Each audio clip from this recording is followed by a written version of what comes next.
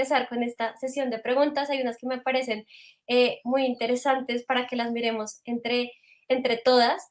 Y digamos, por acá algo que me parece chévere resaltar, sobre todo por, digamos, las diferencias que nos han hablado las dos, eh, es que el libro de Mónica tiene un público como más infantil. Ella misma nos lo dijo, está enfocado en chicos de 8, 9 años que están empezando esta etapa. El de ustedes es como un poco de pronto para personas más grandes.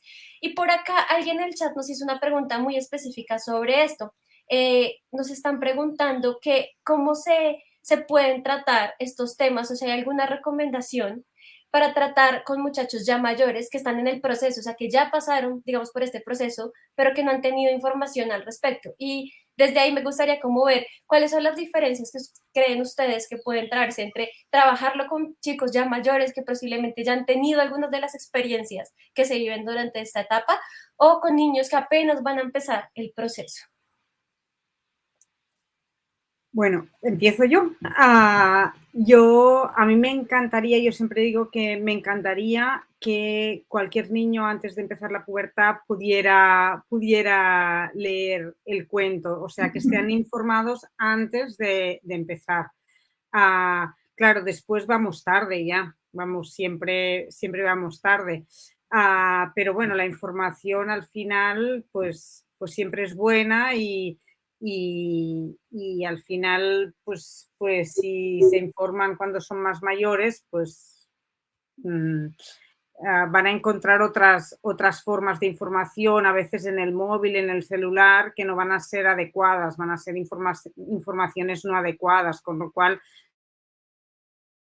pues que los niños como más pequeñitos, yo he dicho 8 años, pero si una niña o un niño de 6 años se lee estos cuentos, tampoco le van a incomodar para nada, ni se lo puede leer incluso como una historia que le está pasando a su hermana mayor y no le va a incomodar para nada. Un poco la idea era esta, que si lo agarra un niño pequeño, pues que no pasa nada, que se lo lee y ve cómo se crece. Bueno, nosotras creemos también un poco que las cosas dependen de la curiosidad, de no responder cosas que no se preguntan, ¿no? Yo he sabido de niñas de 7 años que han pubertad en marcha y de niñas por ahí de 13. Y también de niñas que lo agarraron a los 9, 10 y leyeron algunas preguntas y otras no les interesaban y después, cuando les vinieron esas preguntas, se acordaron que estaban en el libro y las fueron a buscar. Entonces, ahí, bueno, si bien, sí, los libros, todas las editoriales, digamos, tienen un rango de edad en el que se recomienda, creo que con este tema es una cuestión de una experiencia subjetiva que, bueno, todos hemos como visto, no sé, es también algo que sucede muy disparmente en muchos casos, que existe esa curiosidad, que no, habemos personas, no sé, yo creo que tenía 7 años y jugaba a ser adolescente, y por ahí hay otros niños que tienen 15 y todavía tienen juegos más infantiles, ¿no?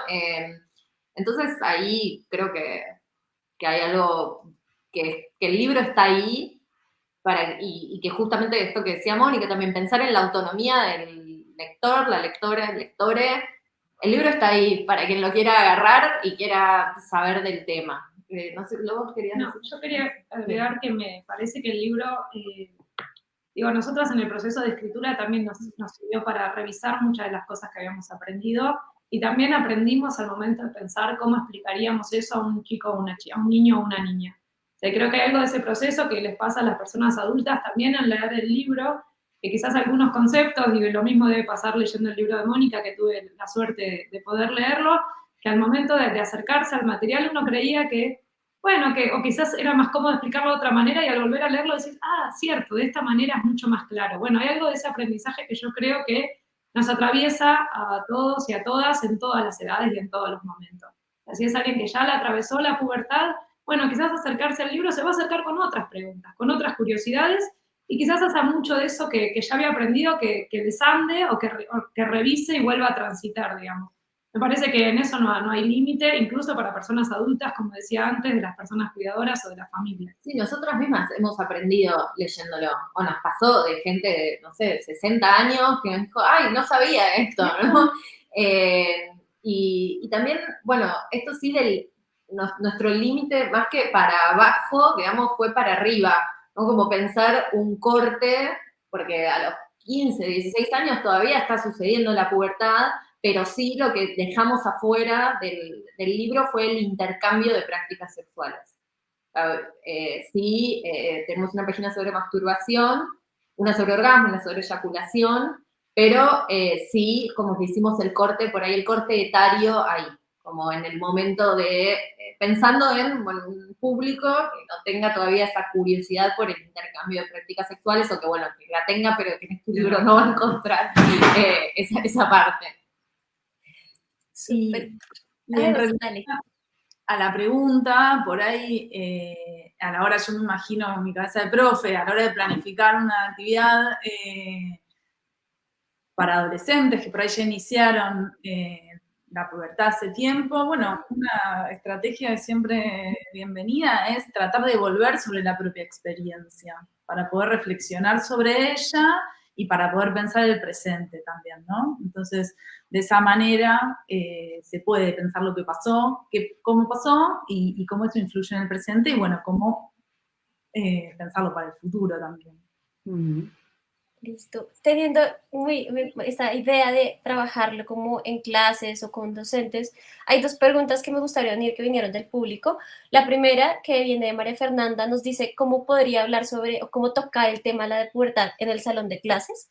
Y lo quiero mezclar con esta pregunta que nos deja Luisa, que dice, muchos de los niños tienen miedo a compartir o hablar sobre estos temas y cómo se puede tener una comunicación más franca y sincera con ellos. Y yo creo que esto también viene de cómo comenzar ese tema, ¿no? En las aulas de clase o los padres con sus hijos. Entonces, ¿qué recomendaciones tendrían para estas personas que nos preguntan? Si quieres, Mónica, inicia. Bueno, yo en los colegios se está utilizando. Y claro, mi cuento es como muy fácil de utilizar en el cole porque es como una clase de fisiología, con lo cual, pues con la parte fisiológica empiezas y después puedes hablar de sentimientos, puedes hablar, pero claro, es que es como una lección, con lo cual, pues es fácil. De hecho, en las consultas de pediatría y de endocrinopediátrica, yo lo utilizo cada día y muchos pediatras me consta que lo utilizan como para explicar pues por qué tiene el boto mamario, pues porque desde la hipófisis hay unas hormonas que de hecho salen dibujadas y o sea que es un cuento muy, muy explicativo, ¿no? Todo el hilo del cuento pues va explicando todo el proceso de la pubertad y como los dibujos como pósters se pueden utilizar para explicar toda la pubertad. De hecho, ahora tenemos una iniciativa que vamos a cooperar en Senegal. Vamos a unos colegios de unas zonas muy, muy rurales y vamos con los pósters solamente. Y con los pósters solamente, pues yo creo que puedes dar toda la explicación. Con los dibujos, yo creo que utilizando los dibujos, cualquier profesor o cualquier, pues tiene la posibilidad de charlar muchísimo más de lo que pone incluso en la página. Sí, las ilustraciones son un gran recurso, ¿no? Como para empezar a charlar. También, pensando un poco lo que decía Agostina recién, una gran manera de empezar a trabajar estos temas en clase es partir de las preguntas que tienen las chicas y los chicos. Una actividad que acá hacemos mucho, es que por ahí la conocen seguramente, es armar un buzón en donde las chicas y los chicos puedan ir dejando preguntas. Entonces eso a veces cuando no son grupos en donde surgen diálogos, comunicaciones en la grupalidad todavía, eso habilita poder preguntar y que después, bueno, se responda la maestra, el profe, y también se puedan ir construyendo las respuestas en conjunto. Pero algo muy importante que valoramos nosotras mucho es la importancia de la afectividad, ¿no? Que hace al crecer, hace a la sexualidad, hace al poder expresar lo que nos pasa. Y las maestras, los profes, las profes, sabemos mucho de eso, porque hay vínculos que se crean en la escuela, de confianza, de diálogo, de poder reflexionar y pensar entre compañeras, entre compañeros y con las maestras y los maestros, que facilitan este tipo de, o sea, el trabajo de este tipo de contenidos a la hora de abordarlo desde la escuela. Entonces, empezar desde ahí, ¿no? Del poder expresarse, del valorar lo que dicen quienes me rodean, ¿no? De trabajar en que no hay preguntas que estén mal, tampoco hay respuestas que estén mal, sino son cosas que se van construyendo a partir de la experiencia, teniendo en cuenta que es una experiencia que está transcurriendo y que da vergüenza, pero en este momento y en otros también, ¿no? ¿A quién nos resulta difícil poder hablar de lo que nos pasa? De poder preguntar acerca de cosas que durante mucho tiempo han resultado tabú y que no es algo tan fácil de hablar. No es, hay muchos lugares, muchas casas, muchas instituciones en donde hablar de sexualidad, del crecer, de la genitalidad, de lo que me está pasando, no es algo común ni cotidiano. Entonces, anclarlo ahí, en una confianza, en que es un lugar en donde vamos a poder preguntar, en donde va a haber respuestas y donde también va a haber un montón de cosas que no vamos a poder responder, ni los grandes ni los chiquitos. Entonces, como dar ese lugar a poder también volver otro día, digo, eso es un temor muchas veces que tenemos las profes. Me van a preguntar algo y no sé qué no voy a poder responder. Y la verdad es que corrernos por ahí ese lugar de tener que responder todo y poder decir, ay, esto no lo sé, pero lo voy a pensar, mira qué buena pregunta. Y volver la próxima clase o la otra, charlarlo entre colegas, para poder ir construyendo también esas respuestas. Y nosotras en el libro incluimos algunas como pequeñas propuestas de actividad que tienen como un título que se llama Experimentar, y dice, por ejemplo, este está en una página que es ¿le gusta? ¿Te gusta? Y dice, experimentar. Busca una buena amiga o un buen amigo y pídele que escriba en un papel las cosas por las que piensa que alguien podría gustar de ti. Mientras tanto, haz lo mismo con respecto a ella o él. Tómense el tiempo suficiente para hacerlo y luego intercambien los papeles. ¿Habrías escrito las mismas cosas sobre ti? ¿Algo te sorprendió? Y en el libro hay como algunas de estas propuestas. No, Algo que me gustaría acá como poner, pero sobre todo por esta idea de cómo empezar con estas preguntas, sobre todo cuando eres un docente, y es que en muchas ocasiones, sobre todo, pues lo digo desde la experiencia acá en Colombia, se separa a los niños y a las niñas para hablar sobre los respectivos cambios por separado, ¿no? Entonces las niñas en un cuarto, los niños en el otro, y a los niños se les explica su parte y a las niñas se les explica su parte.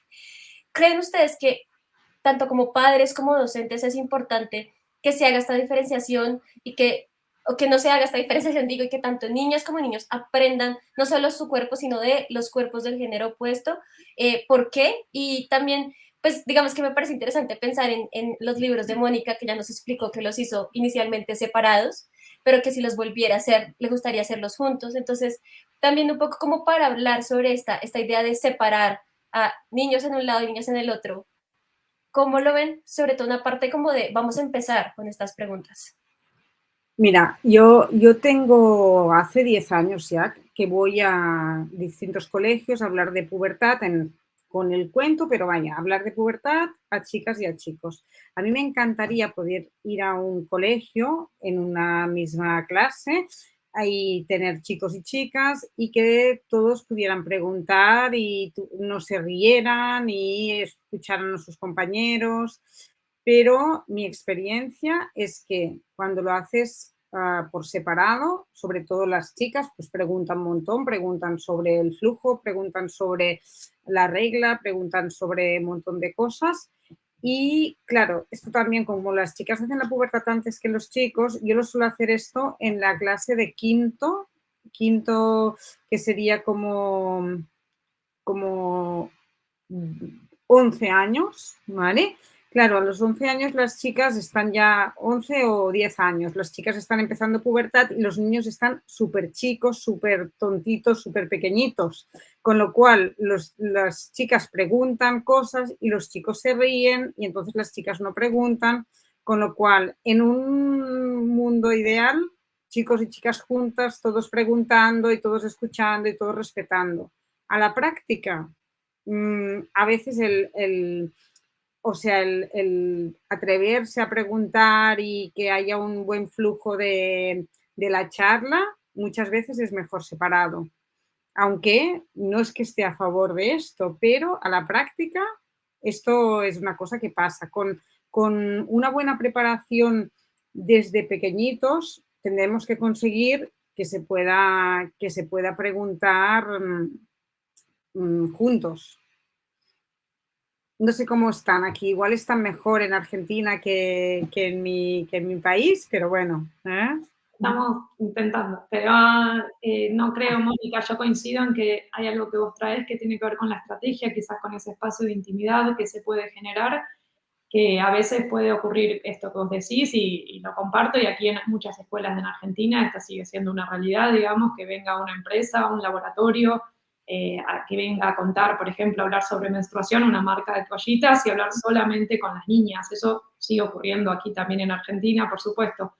Más allá de esto que trae a Gloria, digo, de que es un contenido curricular y que tiene que estar en las escuelas donde se explique para todos, esto sigue ocurriendo. Y hay algo de esto que vos traes que es una realidad.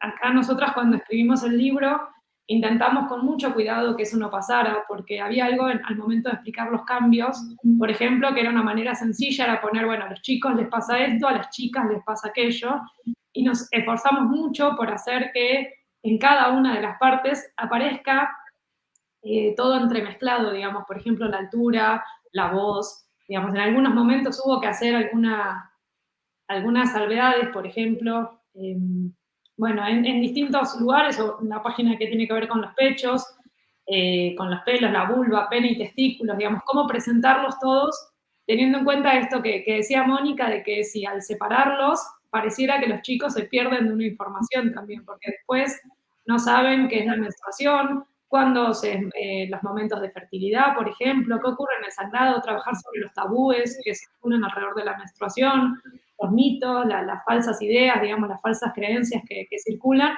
y cómo abordarlas. Entonces, para nosotras, al pensar el libro, fue una propuesta que esto aparezca mezclado e interrelacionado, entendiendo que después también nos relacionamos así en la vida y que los chicos, cuando una compañera, por ejemplo, menstruando, se mancha su pantalón, bueno, eso ocurre en el aula, en el medio de chicos y chicas, y cómo abordamos esto para que no sea ni de genere vergüenza, ni sea motivo de burla.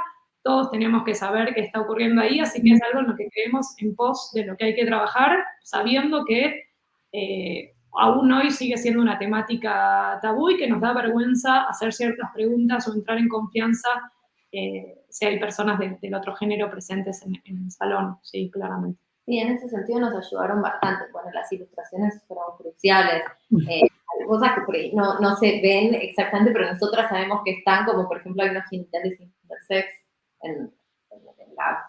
como que pusimos todo como un espectro así de genitales, ¿no? Y hay unos que son intersex, o hubo una ilustración que fue no un problema concepto, sino de realización, que fue la de la vulva, la vagina y el clítoris, que queríamos que se viera todo el clítoris, ¿no? Como la parte interna también, ¿no? Que no es solo el capuchón.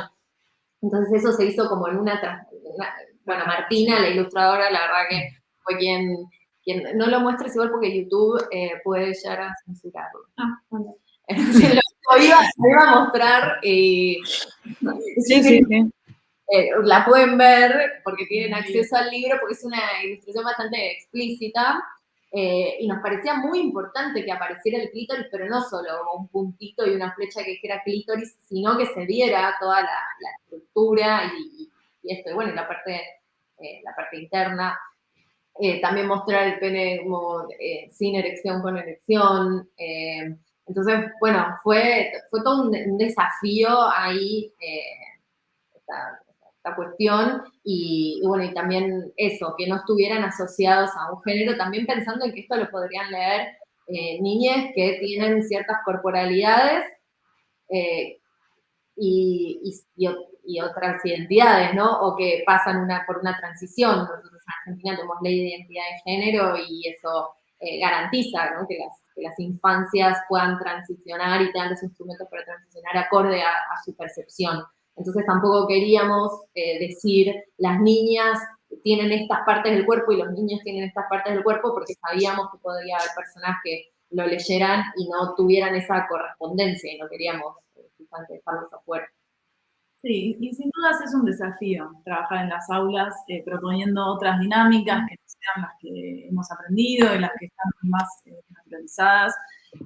Pero bueno, sucede y está bueno y se generan un montón de preguntas y bueno, y de los silencios también aprendemos, ¿no? Y de vernos incómodos, que los chicos digan, las chicas no. Es parte también y es una apuesta que acá tenemos muchas experiencias. Pero como decía Cami, si bien muchas veces no sucede, muchísimas otras sí, y se puede trabajar con las chicas y los chicos integridades en las aulas. Y que hablan entre ellos, sobre todo. Claro. O sea, también era muy importante esto que decíamos de que los libros son para que lean ellos solos, que por ahí esas preguntas no nos las van a hacer a adultos. Y que cuando se las hagan entre ellos, en vez de buscar en internet, tengan información fidedigna a mano y discutirla y compartirla. Sí, algo que me parece acá importante que mencionan y también que Mónica mencionó sobre esto de encontrar información que sea verdadera, que sea, sí, que no busquen en internet cualquier cosa, y eso es algo que me parece interesante, ustedes lo tocan en su libro, pero pues también por acá alguien nos preguntaba como ¿qué papel juegan las herramientas que dan los libros? ¿Cómo las ven sobre temas de redes sociales o cómo encontrar información? Y pues digamos que en ese aspecto siento que estamos en la era de la información, es fácil encontrar, uno puede googlear cualquier cosa, pero también a veces la información que te llega es la que pagó el mejor ad en Google y esa es la primera que te va a salir, pero no significa que si es la primera es que sea la más verídica o la que tenga la mejor información. Entonces, sí siento que como hay tanta información, a veces podemos encontrar mucha información que es mentira, que puede ser incluso muy dañina, sobre todo para chicos que o tienen vergüenza o tienen miedo de hablar esto con sus padres, con sus docentes. Entonces, ¿qué recomendaciones ustedes también dan que puedan ayudar tanto en el uso del libro como cuando se navega para redes sociales sobre los temas de pubertad? Y me gustaría mezclar un poquito con otra pregunta que nos hacían, que decía si creían que estos libros eran solo para niños o si podían ser guías útiles para los papás y los docentes. ¿Cómo pueden ellos también como meter ahí la cucharada dentro de estos temas? Bueno, me diste el pie, María Paula, a leer un fragmento de nuestro libro que es en la página de cómo navegar en un mar de información, va un poco en esta sintonía, ¿no? De cómo buscar en este mundo de la internet, donde encontramos muchísimas cosas y mucha información que muchas veces se contradice entre sí. Les leo la guía básica, es corta. Guía básica para obtener información segura en internet. Trata de ingresar preguntas específicas en los buscadores. Si tu búsqueda es demasiado general, los resultados también lo serán. Si es posible, elige información que provenga de instituciones públicas u organizaciones, en lugar de la que ofrecen los sitios personales o de productos comerciales. Para saber si un artículo de una enciclopedia colaborativa ya ha sido verificado, corrobora que en la parte superior no aparezca una advertencia que diga que aún está en proceso. Si encuentras artículos personales o entrevistas, haz una búsqueda con el nombre de la persona que escribe o que fue entrevistada y asegúrate de que trabaje en el tema en cuestión. Esta fue nuestra guía básica para pensar en esta página, digamos, en este capítulo que es sobre esto, es específicamente un poco en esa línea, ¿no? De pensando chicos y chicas que hoy en día con los dispositivos de celular acceden a mucha información muy rápido desde su mano, en la intimidad de su habitación, y muchas veces no recurren a partir de ahí a una pregunta, a una consulta con un adulto y confían en eso que están encontrando. Entonces nos parecía poder mencionar esto y proponerles herramientas propias también para qué hacer en este mundo de Internet, que muchas veces es muy beneficioso y estoy segura que a todas nosotras nos acercó a muchísima información muy, muy interesante, pero hay que saber buscar. Sí, de hecho, pusimos también un experimento acá en esta página que es arma un equipo de investigación y elijan una pregunta relacionada con la pubertad. Luego busquen la respuesta de manera individual y comparen los resultados. ¿Todos dicen lo mismo? ¿Qué fuente resultó más confiable? ¿Por qué? Acá también pensando en la autonomía, ¿no? Como, y bueno, y que tal vez con adultos, o sea, ¿qué pregunta buscaste? Bueno, concentrar una pregunta y compartir entre todos. Yo sobre este tema de las redes, Si ahora volviera a hacer el cuento, al final los consejos de crecer sanos durante la pubertad le incluiría un punto que sería sobre las redes sociales, porque estamos viendo acá los niños tienen el móvil de normal a los 12 años. Y muchas veces ahora hay muchas apps para controlar el tiempo de uso, pero estamos viendo niños con mucho tiempo de uso del móvil. Y nos estamos encontrando básicamente en dos problemas. Con las niñas vemos que la autoestima, la autopercepción baja muchísimo al compararse con el mundo irreal y tenemos muchos más riesgos de trastornos de conducta alimentaria en niñas que miran más el móvil, con lo cual yo cuando unos papás deciden darle un móvil a una niña siempre digo que tendría que estar muy controlado el tiempo. Y después en chicos, sobre todo, estamos viendo muchas vigorexias. Esto no sé si lo veis vosotros, pero muchas ganas de pues estar pues súper cachas, con mucho músculo, tomar pues muchos suplementos de proteína y estamos viendo pues verdaderas obsesiones en muscular y esto va como un poco en contra de toda la igualdad entre los chicos y las chicas porque es como que nos separamos aún más de las chicas el trastorno más de estar flacas y los chicos el conseguir esto y esto viene de toda la propaganda y de todos los recomendados que hay dentro del YouTube y de todo lo que les meten a los chicos jóvenes, con lo cual el tema de las redes yo lo veo muy, muy complicado y que nos está dando muchos problemas a nivel mental y sobre todo después de la pandemia. Después de la pandemia y en periodos vacacionales que igual los chicos están como más solos y que se tienen que distraer durante más tiempo, pues en lugar de hacer otras cosas o leer, pues están con el móvil. Con lo cual, yo diría a los papás sobre todo de que esté, incluso no dar mucha libertad en niños pequeños, sino que esté controlado realmente, porque es realmente peligroso. Sí, yo acá recomendaría también que les den acceso a este tipo de libros, como que sepan ellos que, no de pronto que les digan, pero que los tengan a la mano, que estén en las colecciones, que ellos tengan como la forma de encontrar la información de fuentes que sean verídicas, que si hay alguna forma que ellos los encuentren por voluntad propia, que no tengan que ir a otros medios para buscarlo y también explicarles, no específicamente sobre eso, pero explicarles digamos, lo difícil que es encontrar información, que no todo lo que van a encontrar en Internet es verdad, no solo con este tema, sino para cualquier tema, para que desde que pequeños sepan las consecuencias de ver y creer todo lo que está en Internet. Creo que también es importante. Algo que me pareció acá muy, muy chévere de lo que estaban hablando también, sobre todo sobre los trastornos, desde las perspectivas que cada uno de ustedes tienen, ustedes como científicas, como docentes y Mónica como pediatra, ¿qué mitos conocen sobre la pubertad que creen que pueden ser peligrosos para los jóvenes y para los niños y por qué? Y digamos, ¿qué recomendaciones nos podrían dar para de alguna forma también ayudar a los chicos a que no crean este tipo de mitos?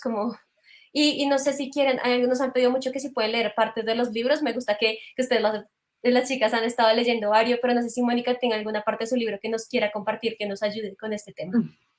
Bueno, por ejemplo, como mitos, diría que en el momento de la primera regla de una chica, mucha gente te dice, ay, pues venga, muy bien, pero ya no vas a crecer más. Esto es mentira. Después de una primera regla se crece en un par de años aún, ¿vale? Con lo cual tiene que ser un día feliz, un día pues que todo funciona, que el cuerpo funciona y un día para celebrarlo en privado, en público, como se quiera o en familia, pero un poco que sea un día feliz y que esté todo el mundo contento y el hecho de que yo creo que una de las cosas que da miedo a los papás es esto de la altura, porque la gente está muy obsesionada en ser muy alta y bueno, se sigue creciendo, con lo cual pues no pasa nada que venga la regla, se va a seguir creciendo durante un par de años. Esto sería un mito que siempre hay alguien que te dice el día de tu primera regla que no vas a crecer más, por ejemplo.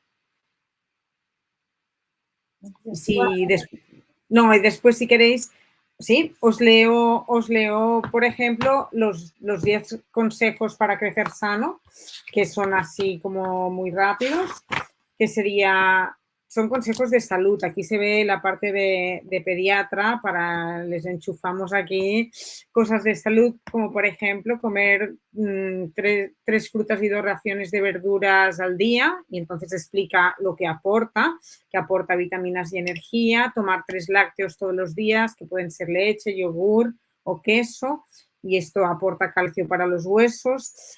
Por lo menos una vez al día comer carne, pescado, huevos, tofu, proteínas para construir los tejidos. Legumbres un par de veces a la semana como mínimo, que es lo que nos aportan fibra y hierro. Desayunar bien, una fruta, un lácteo y un bocadillo. Y refrescos, caramelos, chucherías, galletas, pasteles, solo en ocasiones especiales. Ducharse todos los días. Lavarse los dientes, dormir 9-10 horas al día y hacer deporte todos los días. Y aquí, si pudiera, ahora incluiría pues no estar sedentario más de unas horas al día, o no estar con las redes, o no estar con el móvil. Estos serían los consejos que vienen como con un recortable, como para que se lo recorten y se lo pongan, pero la mayoría de gente no se lo pone, lo tienen en el cuento, pero bueno. Bueno, yo estoy, Mónica, estoy para recortarlo y por ahí tapar, poner consejos para envejecer sana y para toda la vida. Más o menos lo mismo, que es más acorde. Nosotras, bueno, respecto a esto de los mitos, pusimos en varias secciones lo vi. Sobre los roles de género, sobre la menstruación, y bueno, ahora si quieren les leo, tenemos una página que se dice, y si se gustan mutuamente, ya está, y pusimos 2, amor mito 1, si te cela es porque te quiere. Tener una relación con otra persona no habilita a controlarla. Los celos no demuestran cariño y muchas veces son el inicio de situaciones de violencia. Amor mito 2, existe tu media naranja, solo es cuestión de encontrarla. Tranquila, tranquilo, no te falta nada. Estás bien así como eres. No deberías esperar que otra persona te complete. Acá hay algo que me parece muy interesante y es otra pregunta que queríamos hacerles, y es que, claro, los dos libros tienen una perspectiva muy diferente. La perspectiva de Mónica es una perspectiva médica, habla mucho sobre buena alimentación, sobre higiene, sobre procesos corporales, pero algo que nos gustó también ver de diferencia con el de ustedes es que el de ustedes habla también de muchos aspectos sociales y culturales que influyen dentro del desarrollo de la pubertad. Entonces, me gustaría que cada uno nos dijera por qué creen que sí, o sea, si creen que es importante ver los dos lados y por qué consideran que cada uno tiene, o sea, porque cada uno es relevante de hablarlo, tanto con niños y con niños y niñas, pero también para que los padres los conozcan, porque creen estos como aspectos tanto médicos, que a veces también pueden variar de una cultura a otra, y los aspectos sociales pues cambian de país en país, de ciudad en ciudad. Entonces, ¿cómo ven esta perspectiva, teniendo en cuenta igual la diferencia que tienen los dos libros? Yo creo, Paula, con esto que nos preguntás, es que ambos libros se complementan muy bien. No sé, Mónica, vos qué pensás. Me parece que tu enfoque de médica y tu experiencia como pediatra está presente en tus libros y eso me parece que los hace muy interesantes, la verdad, que todo lo que vos aportás, ¿no?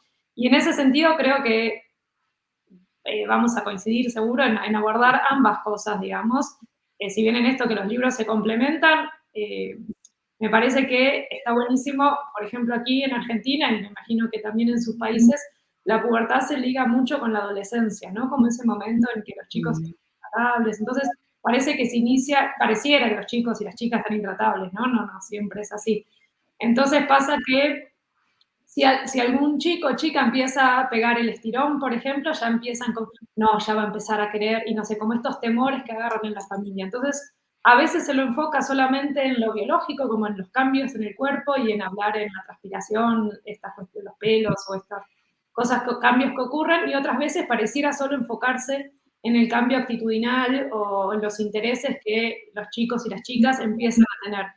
Y en este sentido nos parece que es fundamental tomar estos temas en relación, digamos, que hay unas relaciones que empiezan a ocurrir que tienen que ver con lo corporal, y Mónica lo va a poder explicar muy bien en relación con las hormonas y con los cambios que empiezan a ocurrir en el cuerpo, pero que también se da a nivel social y cultural en lo que esperamos de ellos, cómo se los empieza a tratar cuando empiezan a ocurrir estos cambios, digamos. Aquí en Argentina, por ejemplo, existe que lo podríamos poner en la manera de los mitos, una idea de que cuando a la niña le viene la menstruación, o su primera regla, se podría decir también, se le dice, existe señorita, digamos. Se liga con una idea de que a partir de ahora socialmente parece que estás en otro estatus, ¿no? Entonces, como algo que es enteramente biológico del cuerpo, que tiene que ver con la menstruación, se liga también con una idea social de que a partir de ahí, por ejemplo, en muchas zonas de nuestro país, en muchas regiones, en muchas familias, a partir de que viene la menstruación hay ciertas prácticas, ciertos juegos que ya no puedes hacer más. Entonces, si ya sos una niña que menstrua, bueno, se espera que tengas que estar en tu casa, más adentro, dejar de treparte a los árboles, dejar de hacer cierto tipo de juegos o juntarte con tus amigos. Se espera que haya algunas prácticas de esas que cambien. Entonces, claramente están relacionados las cuestiones sociales, culturales, con lo que tiene que ver con lo biológico. Sí, una cosa que me molesta a mí bastante, cuando que aquí está, no sé si se ve muy bien el dibujo, no se ve muy bien aquí el dibujo, que cuando ves la niña pequeñita está con un osito y la niña mayor lleva el osito colgado en la cartera. Y esto es un poco, es un símil o una metáfora para decir que los niños, cuando empiezan a hacerse mayores y empieza el botón mamario, no tienes que dejar de jugar, no tienes que cambiar nada, no te haces mayor y te tienes que pintar las uñas. Y es muy importante pues que la parte física tiene una vía y la parte más de gustos o forma de hacer, cada uno tiene su tiempo, y a veces los papás pues tienen esto que parece que te llenes el botón mamario y te empiezan a preguntar si te gusta algún chico de la clase, si te gusta alguien. Esto es muy importante, darles su tiempo. Cada niño, hay niños muy mayores que siguen jugando. Esto en los chicos igual se permite más. Un chico mayor y peludo sigue jugando a fútbol y nadie le cuestiona, y en cambio con las chicas parece que, bueno, ahora ya no podemos. Y esto, pues, bueno, nosotros en nuestro cuento hay muchas cosas que están en los dibujos, que podríamos hablar mucho tiempo, que son símbolos y que tienen mucho más dentro de lo que se ve, que esto con después a través del dibujo sí que puedes sacarle mucha más cosa. Listo, pues muchas gracias. Yo creo que acá todas las personas han estado muy agradecidas de escuchar todas estas recomendaciones, ver las diferentes perspectivas, también como las diferencias de país a país. Y yo creo que me da algo que ustedes ya habían hablado y que creo que también es importante, esta parte de los aspectos culturales, que decías que a los niños se les permiten algunas cosas, a las niñas no, y viceversa.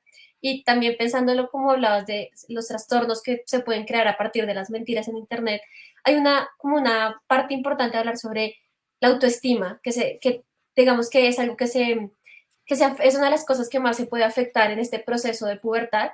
Y algo que me gustó de los dos libros es que se enfatiza mucho que todos los cuerpos son diferentes, que no existe, o sea, no hay una forma correcta de crecer. No, sí, no, más allá de que, aunque sea algo más médico, de que no tengas la buena alimentación, no descanses lo suficiente, esa parte podría afectarte, pero no, crecer no hay una forma bien de hacerlo, no hay un cuerpo que sea el adecuado, no hay una forma de actuar que es la adecuada, todo puede variar dependiendo de persona a persona.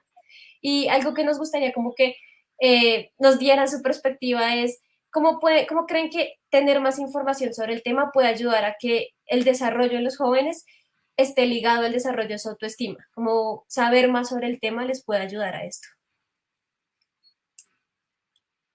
Bueno, yo creo que saber lo que te va a pasar siempre ayuda. Esto es como en las clases de preparto, cuando te cuentan cómo vas a tener tus dolores y cómo va a ser, pues tú vas más preparado, aunque te duela.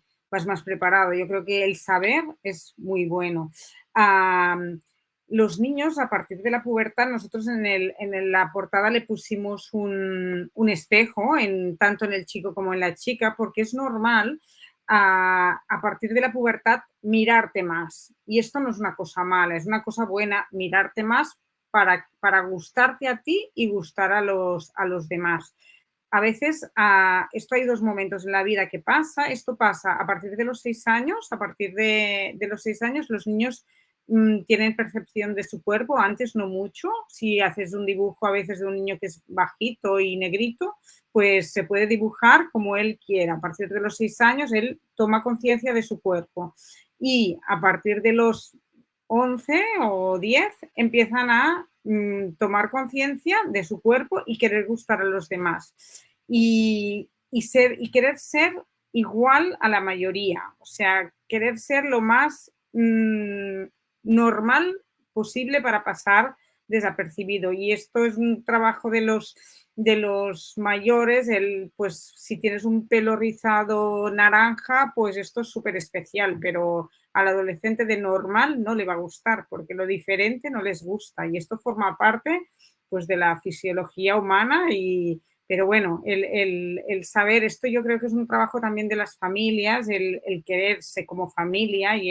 el ver que lo importante también es el interior, que el exterior, pues bueno, es un poco el recubrimiento, pero que lo importante es el interior. Entonces esto, sobre todo los padres están dando mucho ejemplo. Si a una mamá pues está diciendo pues que este año se va a poner bañador y no se va a poner bikini porque tiene barriga, pues le está dando un ejemplo muy malo a sus hijos porque está poniendo su cuerpo físico por delante. Entonces aquí yo diría a los papás que tienen que ser como muy, muy buen ejemplo en este aspecto.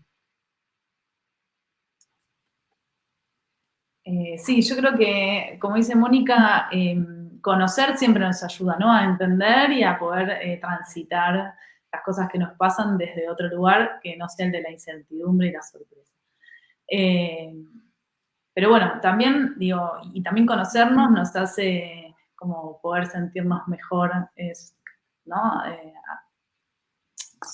Sobre nosotros mismos. Pero bueno, también nos sentimos mal.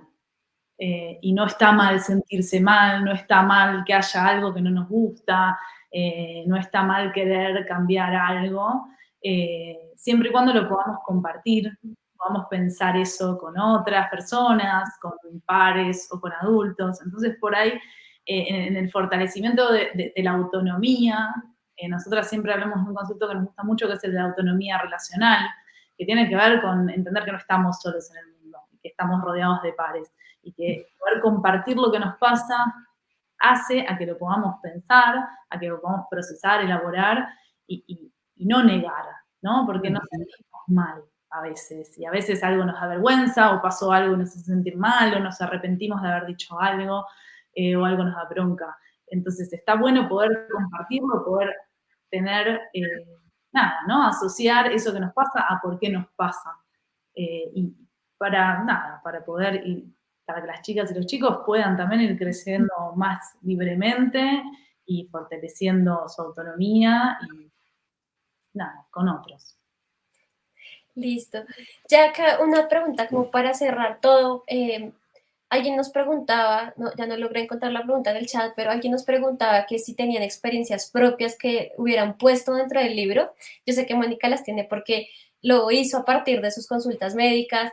Creo que ustedes también tienen algunas anécdotas dentro del libro, pero nos gustaría que si nos pueden contar un poquito como de algo personal que haya influenciado, ahí está, recordar algunas vivencias propias en las que las inspiraron, cosas que quisieron saber cuando eran niñas, y que cierren con una parte de su libro que les guste, algún fragmento o alguno de los textos que digan como este nos parece importante o es alguna parte que me gustaría como compartir para ya cerrar nuestro panel que estuvo muy interesante. Creo que muchas de las personas han estado muy agradecidas de conocer toda la información, de saber que hay diferentes tipos de libros que pueden utilizar para este tipo de temas, sobre todo en las aulas y los docentes, los padres. Por ahí alguien nos decía que estaba escuchando con su hija, entonces me parece chévere que también haya oportunidad de que este panel abra las conversaciones entre padres e hijos o entre docentes y estudiantes. Entonces, si me quieren compartir alguna anécdota o alguna parte del libro. Bueno, yo, por ejemplo, os podría decir que una cosa que me han criticado del libro es porque hablo de la depilación en el libro de chicas. Y es porque es de las preguntas más preguntadas por las familias. Yo hablo de esto porque a las familias les preocupa muchísimo qué hacer con los pelos. Y en el libro veréis que, de hecho, decimos que en algunos sitios hay gente que se quita pelos, pero que podemos quitarlos, no quitarlos, dejarlos, quitarlos de distintas formas, que todas las formas de quitar pelos pues son peligrosas, con lo cual siempre es mejor que alguien te acompañe, que no lo hagas tú solo, pero realmente es una página que yo la puse porque por experiencia, pues la gente le preocupa un montón lo de los pelos, con lo cual, pues bueno, lo he puesto por practicidad, no porque lo podríamos también poner en la de chicos, pero los chicos de normal, si se quieren quitar unos pelos, se los quitan y no lo preguntan porque lo hacen de más mayores.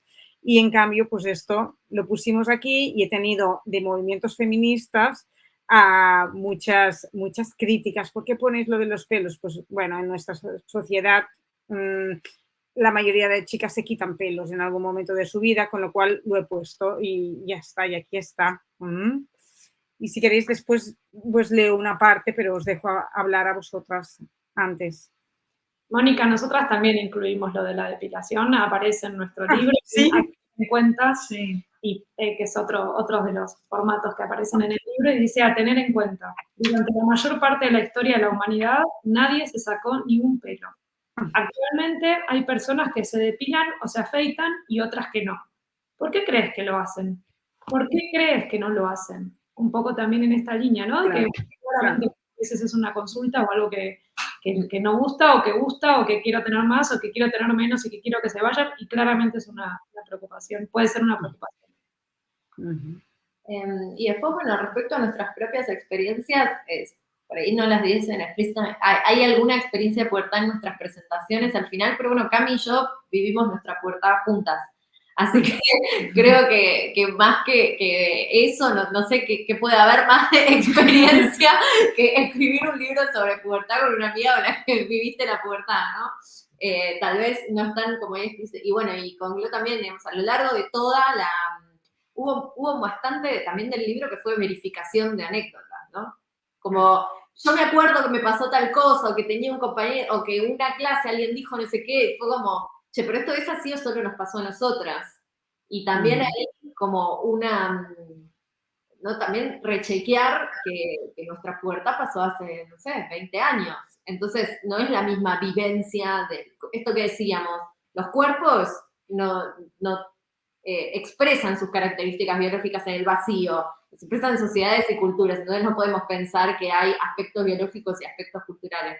Bueno, en ese sentido también la localización geográfica ni hablar, pero el momento de la historia tiene un gran rol. Entonces nosotras no podemos creer que nuestra pubertad es extrapolable a una pubertad actual. Entonces ahí también nuestras experiencias nos guiaron mucho en la escritura, en esto de fact-checking o verificación de datos, ¿no? Como que estábamos escribíamos las tres juntas y era como, che, no, pero pará, chequemos esto, porque tal vez me pasó a mí en mi escuela o pasaba hace 20 años y ahora los piden nada que ver, ¿no? Como...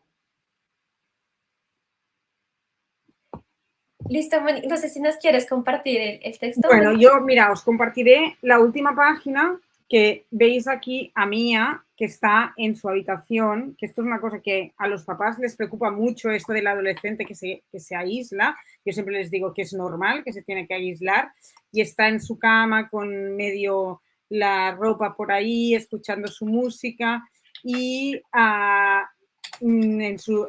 una viñeta en su pensamiento que dice, resumiendo, hacerse mayor es fantástico.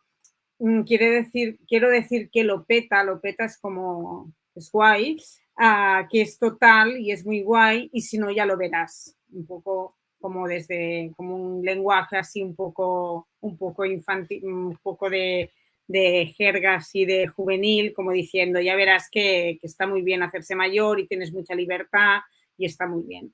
Y esta es es la misma, sale en la misma habitación de al principio, pero como desordenada, con pósters y como más personalizada. Y nada, y está escrito en catalán. De esto este libro se escribió en catalán y yo hablo catalán, por esto tengo este castellano tan tremendo, porque yo hablo en catalán, yo soy de Barcelona y hablo en catalán de normal, y es una traducción, el castellano es una traducción del catalán, o sea, está escrito en catalán. Muy bien. Bueno, pues muchas gracias por acá. Creo que resolvimos muchas de las dudas que nos estaban dando y me encanta que muchas de las personas nos están agradeciendo por responder como preguntas que tenían por ahí. También me alegra mucho que pues puedan conseguir estos libros. Si están en Argentina, les recomendamos mucho que consigan el de Pubertad en Marcha. Si están en España, que consigan los de Mónica. Para el resto del mundo pueden conseguirlos en Makemake. Pero también que no solo se queden con esto, sino que busquen toda la información que puedan para apoyar a los chicos que están en su vida. No tiene que ser solamente sus estudiantes y sus hijos. A veces las preguntas llegan, uno nunca sabe quién te tiene la confianza para hacerlo, pero es importante que no. Creo que algo que me pareció chévere que dijeron, creo que fue Gloria, es que si no tiene las respuestas, no siempre hay que tener, no siempre hay que decir como lo primero que se nos ocurra o lo que creemos que es, sino saber que es importante siempre investigar antes y si no estamos preparados, dar tiempo para prepararse, porque eso creo que es algo que hemos visto acá con las dos, es que las respuestas las podemos encontrar en los libros, con los profesores, con doctores, pero siempre es importante dejar que las preguntas nos lleguen primero y después prepararnos para poder responderlas. Me parece que es algo muy, muy chévere que se dio en esta charla. Muchas gracias a todas por acompañarnos. De nuevo queremos agradecerle a Mónica, a Gloria, a Camila y a Agostina por estar con nosotros. También quiero aprovechar para agradecer a las editoriales que publicaron estos libros, que hicieron posibles que estuvieran en el mundo, que son la Editorial Juventud y la Editorial Iamique. Las dos, también agradecerles por ayudarnos en este evento y por darle la oportunidad a estos libros a que estuvieran en las manos de todos los lectores.